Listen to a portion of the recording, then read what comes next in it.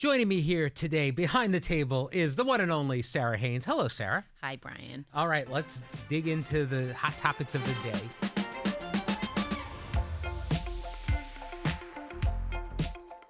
Out of all of the headlines coming out of the Trump administration, what's on your mind the most? Oh my gosh, where to go with that? I feel like it's been such a, since day one of his administration, it's been like floodgates of things. Like right now it's all Flooding tariffs. the zone, yeah. Flooding the zone.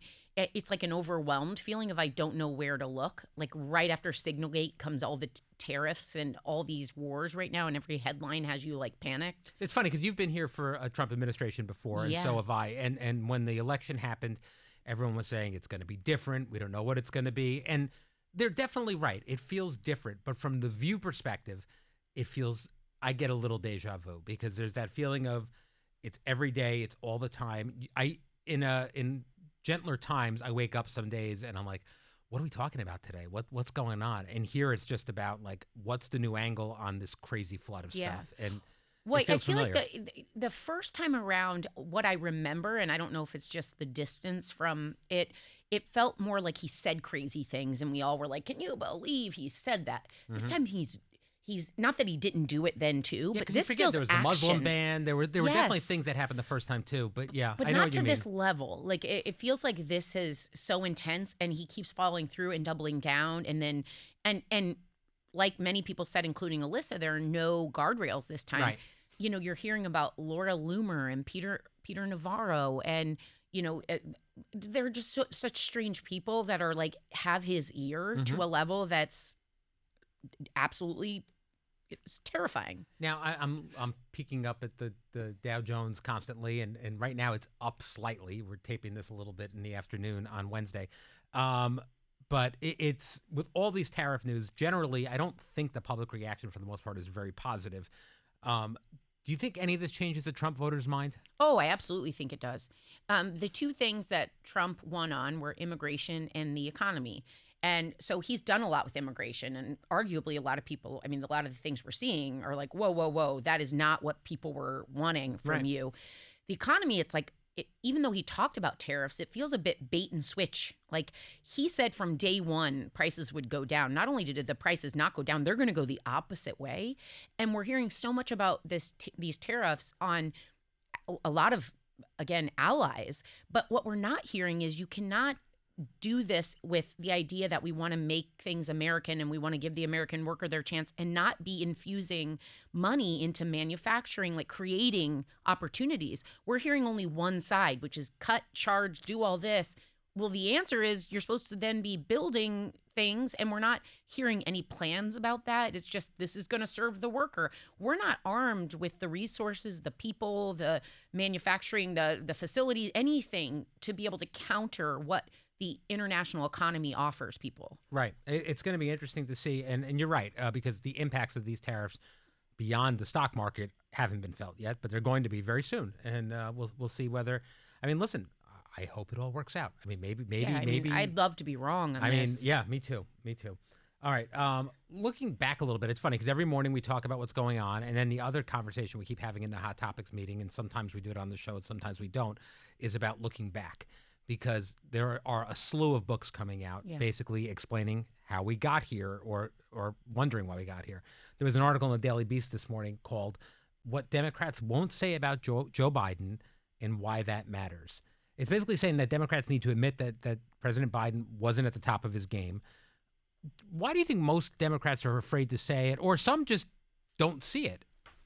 There are people that don't see it. I don't know if the not saying it is like an ego thing, because you might have to accept that you were wrong. Because when the conversations after the debate came out, and I was one of the people that said, I think one of the first people that came out. I mean, that day you came out and said the president needs to step down. Yeah, and by the way, that was not a popular take. No, it wasn't. People were furious, but I think it was kind of like that saying, "Don't believe your lying eyes." We all saw it, so it was whether you were going to say it or not.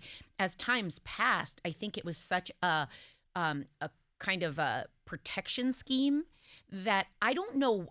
Maybe this is why I'm an independent, because I don't feel like I'm on a wearing a jersey and on a team. I don't care. I miss, you get things right, you get things wrong, you look at it. It's it's honestly less alarming that it was happening then, that people were protecting potentially the president's condition, than I think it is that people are still doubling down on it. Because the way it all played out, I remember there were conversations when they said if President Biden steps aside, it's absolutely going to be Vice President Harris. And there were people that said right away, okay, the one concern there is people already think that the administration was being secretive and those around him. To then kind of anoint the person that's going to take over for him, you're kind of making it look like you have the thumb on the scale, kind of like when people were mad that the Democratic Party didn't help Bernie more and they chose Clinton. You know, when you're looking like there's this deep kind of control factor underneath all of it, you lose trust. People don't feel that there was an honesty and a transparency in how the condition of President Biden. And it wasn't just age, by the way. I think that's a cop-out to say, oh, he was old. It wasn't that. It wasn't that. And anyone that watched that debate saw what we're talking about.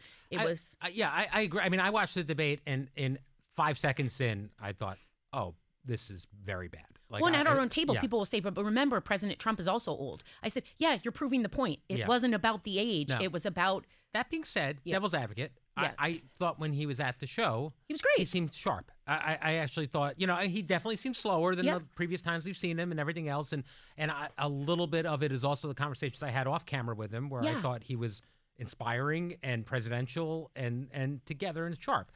But the pushback on that, and I'm a President Biden fan, and a lot of it's because I've had the opportunity to meet him personally. Right. And I'm a big believer in your own gut check of what you think of someone. Sure. And I've always been a fan. His policies align more with what mine did. I voted for him. I would have voted for him again if he went all the way to the end. I've said that before. I'm a President Biden fan, and in person, that was great. The bigger point here was not that he wasn't capable right now in a debate. You're running for 4 more years. I agree with you 100% there. And I think that's kind of where I'm bumping on a little bit, because I think a lot of the criticism is justified. There's no question. Yeah. Where I'm bumping a little bit is on the conversation that I'm hearing on the right, where he was clearly incapacitated. Oh, no. And what he was doing didn't... My concerns were not, oh my God, get him medically checked. No. It was, he has clearly served his time. 4 more years was not... 4 more years, we just don't know. Something that could happen. Yeah. And by the way, I was really critical, not of the president. I was critical of those most intimate with him, not the policy people that surround you and are your yes people. I felt family and the people that dearly love you, because... and again, this is I don't mean to undermine my point on age, but I'm trying to make a cerebral point that no person who shouldn't be driving a car anymore ever hands the keys over. And that's because there is a lack of awareness when you're, it's not just age. Your faculties are maybe failing, or they're inconsistent. No, we've all been there where we've seen our parents struggle with their parents at that age, and then not have the self-awareness when they get there. And then you do wonder whether you'll have the self-awareness when you get there. Well, and I'm also a big believer when you've been a public servant, it's kind of when I say, like, leave old presidents alone. When people have served, let them enjoy the life they allowed so many of us to have. I have such respect for him, everything he accomplished, everything he 50 stood plus for, years in service, and everything else. I think it was the right decision to step away from running again. It absolutely was, and it can't have been even slightly easy. No. I'm sure he still bears the brunt of those feelings, the conflicting feelings he has. All right, let's switch gears a little bit and talk about Kylie Kelce. Her husband stepped away from NFL, but they just had their 4th child, and her husband, former Philadelphia Eagles player, Hall of Famer, great all-around guy, Jason Kelce. She talked about why she thinks it's important to open up about postpartum depression. I don't think I knew as much as I know now. I didn't think I knew very much about postpartum depression until I heard you talk about it, and being both your friend and being on the show, hearing about it. I was aware of it, but I wasn't really that aware of the struggle. And since you've told me things, I've talked to my wife about what she went through and things like that, and it was quiet and not noticeable to me. Yeah. But there was a loneliness. I don't know if she had full on depression, but well, it's interesting because I would say there are statistics and medical diagnosis of how many women feel this. I don't even think that's the more important conversation. My best friend, when she had babies, when she looked back after I struggled, she said, there are terms like baby blues, and I think it's all within the scope of a really dark time. And I would argue that having that conversation as what you should expect is probably the healthier conversation, because I think when you reframe it, not as you're one of the statistics and you're suffering and it's different for you, I would argue it's pretty same for a lot of people. And people aren't comfortable talking about that. Yeah, baby blues or just I'm so tired, I'm not sleeping, and those kind of things. And you kind of like, oh, this is what it is, and it's kind of part of the process. You're delirious. Right. Like, and there are times where there's no way, like anytime you're in a dark time, and I'm learning this over the years in battling, I wouldn't even just say I'm unique. People have been in low points. They've been in points where it's not just like body dysmorphic disorder, it's reality dysmorphic disorder, where it's everything about your being. You can't even see yourself on any level. Same thing goes for those times. You're in dark times, and when you say it's kind of quiet, so often when you're in survival mode, you are just trying to pass. Just pass. And you feel shame, you feel alone, you feel hopeless. And when you have a child, the biggest responsibility you're ever going to have, it is a scary feeling to think they'd be better off without you. And I don't just mean like, a psychosis. There are a percentage of people that really struggle with that. I mean, I wanted to leave the house with my chihuahua, and I told Max that because I felt they'd all be better off without me. That's a really feeling. Yeah, I can only imagine. When as babies, they need you. They need you on such a dire, but you can't reconcile it in your own head. And you're not seeing straight. You're not sleeping. It's what they do to torture people. They torture people by not allowing them to sleep, and playing they Baby lose Shark their on loop. mind. Yes, that's how you torture people. Yes. Yeah, no, it's something that I really only understood from hearing you and then talking to my wife later. And again, I don't know that she had full on postpartum, but she would tell me that, it was really hard. Yeah. And I tease her a lot on this podcast, but she's an incredible mother. Yes. And she's tough. And I never realized it until much, much later. So, Well, because you're often high functioning, and I think the problem that's the thing. is, Yeah, she was doing a great job. I was like, oh, she's got this. you kick in, but people have also told you your whole life, this is what you were meant to do. There's a mother's instinct. You'll know when you know. You're the mom. Every phrase, you're kind of like, please stop saying all those. Yeah. Because when you don't feel those things, you feel like you're the problem and you're broken, when those phrases were never right to start with. You may have instinct when they're 18 and you know them really well. You do not have instincts when they handle you a little mush that will die without you and say, you'll know. No, you don't know. You really don't know. What was the response when you did talk about this publicly? Oh, the response has been amazing. Everything I've ever spoken about that was a struggle for me, I didn't do it as a selfless saint or martyr. I did it because I needed to know that I wasn't alone. So the second I spoke about it, the outpouring of messaging of people that would say, oh my God, me too. I have women that still write me that are like, I cried when I heard you talk about this, and my kids are now 40. But I think because it's such an isolating experience that when you look back, there are times where you still beat yourself up. I still to this day will have low days where I've said this before. My oldest, Alec, is obsessed with with my husband, Max, his dad. And I sometimes fear deep down, even though it's not rational, because I was in such at times a traumatized state, I drove him to Max. Like, I'm the reason he prefers Max, because I couldn't do the job. Yeah, you've driven me to Max too. You posted something on your social media the other day about trying something called No Big Decision Days. Yeah. Explain that to me. Well, it's kind of touching on what I just said, those days where, and I share this with Max, there are days where, and it's not just my body, there are days where I've hit such low points where if you ask me to tell you 3 skills I have, this is like no joke, and it's not rare. I could not tell you what's appealing about me as an individual. I could not tell you why I have the job I have. Oh. It's really times, and I'll have days like that where I start to think, oh my God, maybe I should, like, big things. I'm going to, always your body is one of the things. So it's like, I'm going to go on a diet. I'm going to lose weight. I'm going to buy this. Maybe we should move. I could do that. You go through this thing and your mind is running. Are you aware when you're feeling like this? Do you have the self perspective to know, like, this is one of those days, or are you caught up in it? It takes me a minute because because it's the reality of the moment. Yeah. You react like you would if a tiger's in front of you. You run. Like, you feel all those feelings, your hormonal response, you're starting to survive, and you're like, oh my gosh, wait, I'm doing that thing. I'm spinning. And oftentimes I'll say to Max, I'm in that place. And he's like, what do you need me to tell you? Like, almost like he'll be the mirror for me. What do you need to know? And that's when I realized, when I posted that, I started to make an agreement with myself that on those days I make no hard decisions. Nothing about diet, moving, jobs, kids. This is a no decision day. It's kind of like the opposite of a yes day. It's like Oh, wow. It's I'm a not no gonna day. not discuss it day. Like that's a day where you just take care of yourself. You remind yourself that what you're seeing isn't real, and you're going to feel better soon. How often does that happen, do you think? It really is not consistent. I would say I literally had that day earlier this week because when that posted that video, I was like, of all days, it's my no decision day. But it'll happen maybe I'd say once a month or every couple months. Like it'll happen, and usually it's not a long spell. It can last a few days at a time, and I now know that's a self-protection time. Yeah. All right. Let's talk about something happy Okay. and upbeat. We have on the show tomorrow Kit Connor and Michael Gandolfini on the show.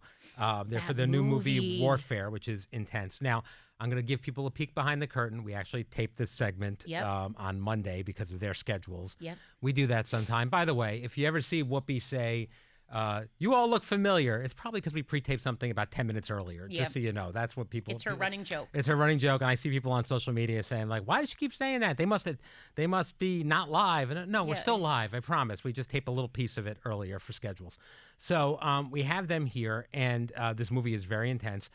I brought my oldest daughter, Grace, in because she absolutely loves Kit Connor. Now, I've worked here for 10 years. Before that, I worked at another show. I've been around a lot of celebrities. I've never done this where I've brought like my kid in to meet somebody, but she's such a big fan. Yeah. It meant so much to her, and it was the best day. It was so cool. I heard she was so excited. She's still talking about it. He was so nice and such a good guy. And she and you are the fans of the same show for him. Yeah, Heartstoppers. Tell me about this. Yeah.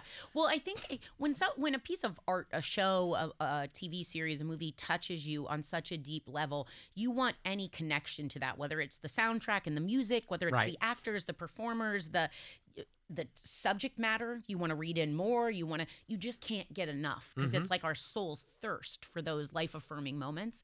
And Heartstoppers was one of those because I think it tapped into anyone that's ever experienced that young love of a crush, the innocence of how you should treat someone you like, or friendship. It's such a beautiful show. I still haven't seen it. My daughter's seen it 100 times.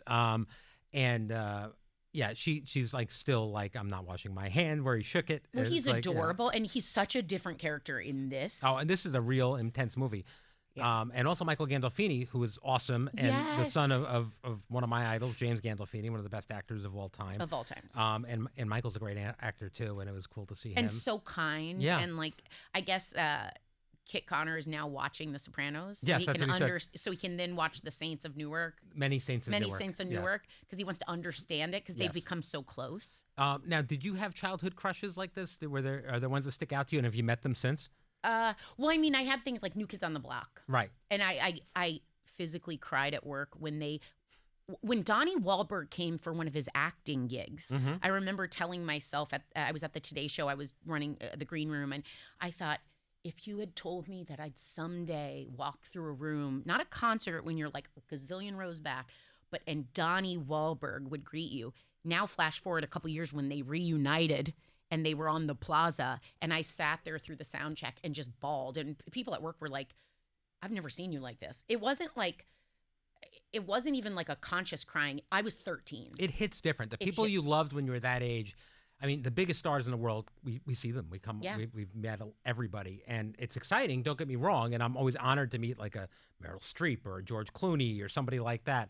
But when it's somebody you loved when you were a kid, it's a whole different thing. I mean, it takes you back. It makes it real. Oh my gosh! I mean, I was lucky enough. I met Carrie Fisher once when I was like in my 20s. And I'm like, it's Princess Leia. Like, I mean, that's unbelievable. Yeah. On this show, we had Tiffany Amber Thiessen on, greatest moment of my life. Yeah, oh my gosh, I'm blanking right now. I can't believe Jenny Garth. Jenny Garth. Yeah, that's right. Yeah, we did. We had for the Perry. Luke Perry. He's passed since, but having him here, like 90210. Yeah, anything like that just, yeah, even it's funny. We had Michelle Williams on the other day, and Dawson's Creek was big for me. So like stuff like that. It's the things that Perry hit. again. Yeah, exactly. Since passed, but Friends, like those iconic series. Right, that means so much to you when you're in it. Yeah, it's the best. All right, well, we'll see who knows what crushes will be on the show for Sara Haines in the near future. We'll see what we can do. Thank you for joining me today, Sarah. Thank you, Brian. Tomorrow, I'll be back with Anna Navarro, and we will see. You got mentioned. Anna Navarro got mentioned. Yeah, she's coming for me a little bit, but that's okay. In the meantime, I haven't said this in a while, and I need some 5-star reviews. So if you're on the podcast link, Come on, Brian, guys, show up. Exactly. Show up, leave us a comment, 5-star review, and subscribe, and we'll see you soon.